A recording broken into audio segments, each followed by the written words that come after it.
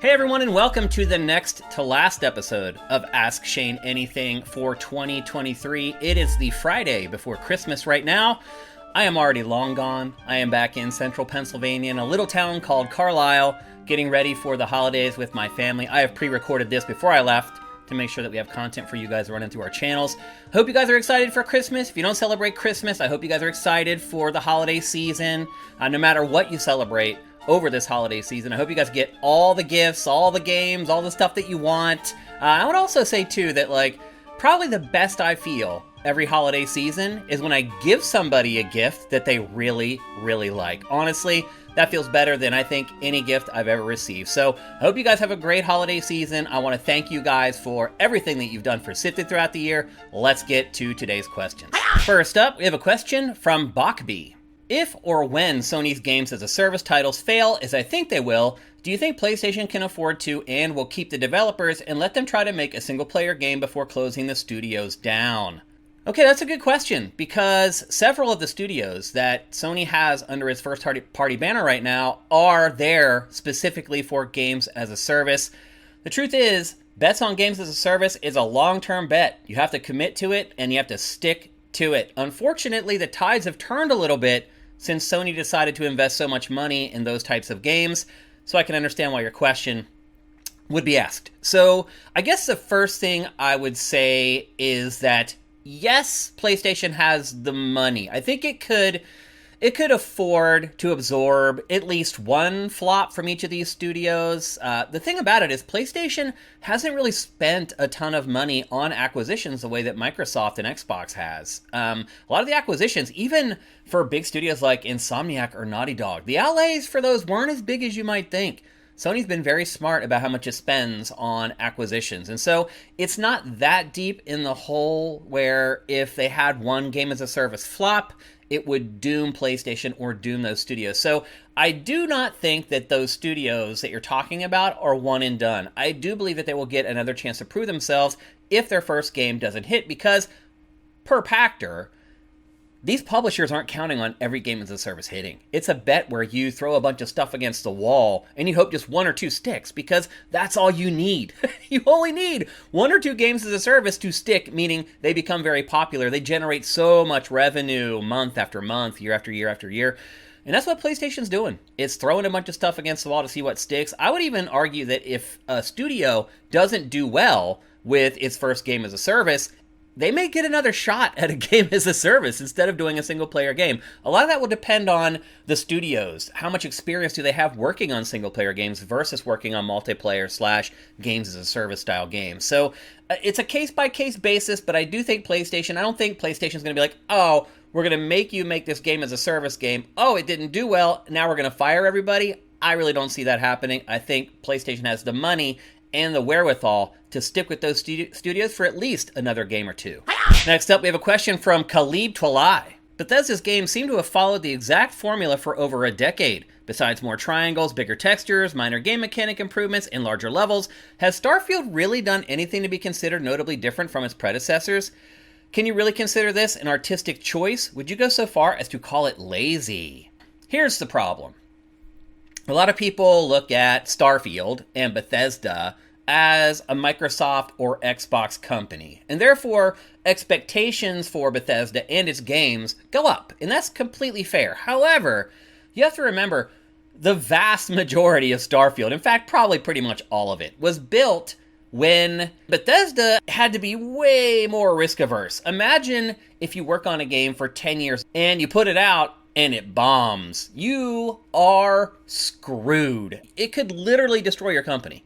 So Bethesda, when it started working on Starfield, when it wrapped up the bulk of development on Skyrim all those years ago, when it did that, it basically said, we can't make a game that's going to be crazy risky. And the other thing too was, if it had planned or wanted to improve the tech or the engine that its games are built on, that was probably the time to do it. So these were decisions that were made long ago about what Starfield would be, how Starfield would be developed, all that stuff. Those decisions were made long before Bethesda was ever acquired by Microsoft or Xbox. So to answer your questions, has Starfield really done anything to be considered notably different than its prior games? I mean, the setting obviously is the first one.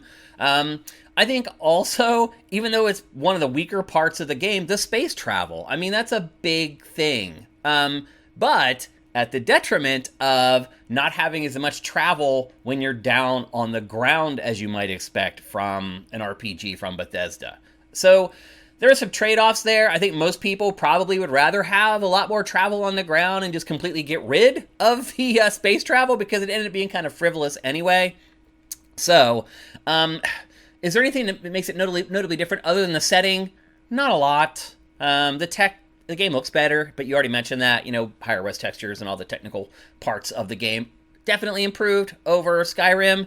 But you're right, the design is very similar, the way the games are snapped together are similar, other than, again, the space stuff. So, yeah, I would not call it particularly innovative. I don't think anybody thought the game was going to handle space travel the way that it was handled, i.e. making it basically frivolous and pointless in a lot of ways. So, it doesn't break the mold, that's for sure. It doesn't break the Bethesda mold. Now, the last question that you asked, is it lazy? No, not at all. This game took a decade to make. There's nothing lazy about a game that takes a decade to make. That's a lot of people busting their butts to make an entertainment product. And again, you got to remember, Bethesda, when they started working on Starfield, they were in a completely different place. And it had dragged on. It had taken 8 or 9 years.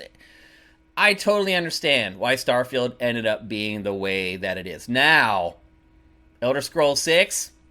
all bets are off. If Elder Scrolls 6 rolls in and it looks like Skyrim again with better graphics, then I think we have legitimate grounds to be upset or angry at what Bethesda is doing with its development resources. So I give it a little bit of a pass for Starfield. And by the way, Starfield is still a good game. Let's not act like it's trash. It's still a good game. So I'll give them a little bit of a pass for Starfield, but all bets are off when the Elder Scrolls 6 is finally released.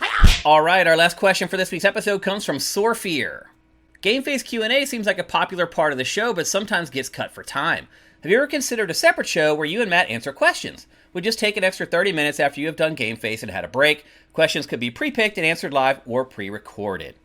Okay, so we get questions like this every once in a while. Can we find something more for Matt to do? Believe me, I'm the first one thinking that. Before any of you guys have thought of it, I have thought of it long ago. Matt is amazing. Matt's a great guy. Matt does a great job talking about things that he's very passionate about. As I said on a recent episode of Game Face, I have given Matt carte blanche to do whatever he wants with all the gear sitting in the studio there. So if he wants to do anything else, he can totally do it. And he can do it with whoever he wants, and I give him creative freedom to do what he wants. He just doesn't want to do it. That's just the truth. So I've offered for him to do a pop culture podcast where he just talks about movies and TV. I've offered a bunch of different things to him, but ultimately he's just not interested in doing it. And that's totally his right. He is lucky to be in a financial situation where he doesn't have to worry about making more money, so that doesn't motivate him. The only thing that he's going to do is something that he wants to do, something that he enjoys doing. We should also be so lucky to be in that position, but that's the position that he's in. So I float things to him. If he's interested in them, he'll come back sometimes and we'll talk about him a little bit. But for the most part, he's just like, no, I'm cool. I just like doing Game Face, and that's totally fine.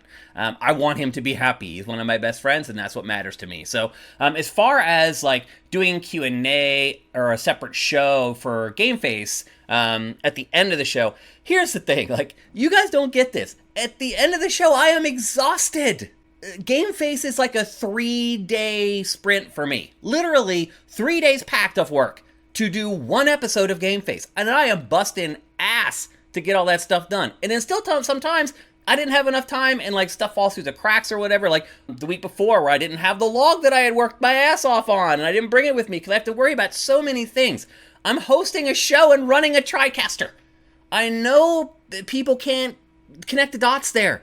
You usually pay somebody $150,000 a year to run a TriCaster, and that's all they do. I'm hosting a show at the same time. So when I am done, when we hit that 3-hour mark, I am done. I am exhausted. When I go home that night, I don't want to do anything, but I still have to keep working until midnight on the show. Anyway, I'm a little offended that you're asking me to do more work after I do a 3-hour broadcast, if you can't figure that out. Like, that's crazy, man. Like, come on, cut me a break. Like, I'm not a robot, I'm a human being. So, no, that's never gonna happen. Like, sometimes it gets cut because we run out of time. I'd rather talk about games than do Q&A, because I do this every week. Every week you guys have a conduit to ask me questions in a separate show. So, to me, Stuff for Game Face, I'd rather talk about the games and get the actual content into the show. And if you have time for Q&A, if you have time for Name That Game, that's awesome. But we're here first to talk about games. That's what we do. All right, that's it for this Christmas episode of Ask Shane Anything. Again, Christmas is a few days away, but I won't talk to you guys until it hits. So hope you guys have an awesome holiday season. Also, by the way, there's a QR code on the screen right now. It's almost Christmas. If you want to buy me a beer for Christmas, and I'm probably out right now with my buddies because it's Friday, now that I think about it.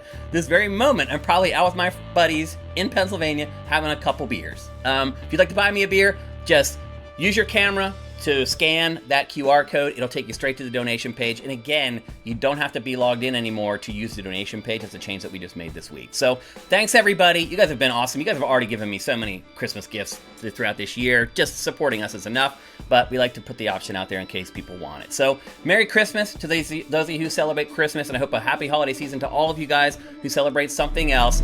We'll see you guys next Friday.